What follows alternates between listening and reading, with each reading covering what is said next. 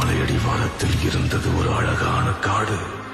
அழகிய மனதுடன் அற்புத உயிர்களுடன் பசுமை போர்த்திய சந்தன காடு.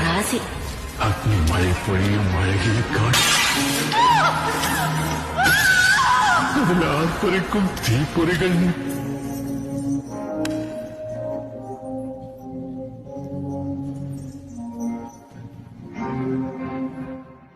உனக்கு ஒரு ஆண் குழந்தை பிறக்கட்டுமா? உனக்கு யாரும் சொல்லலையா? இந்த மாதிரி இடத்துல எப்படி? இங்க ஏதாச்சும் புட்ட பிள்ளை பிறந்தா அதை நாங்களே இங்க கையால கொண்டுடுவோம்.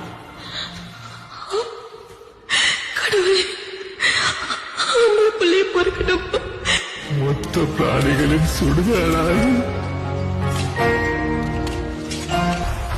பாட்டாளி உழைப்பை உரியும் கொடிய அரக்கர்கள், ரத்தம் தின்று தேகம் சிதைக்கும் கொடிய சைத்தான்கள். தெருவினில் நீ நடந்தால் தேரினில் ஊர்வலமே அம்மா. ஜோதியாய் ஒரு பெண் எரிமலை ஒன்றை பெற்றெடுத்தார்.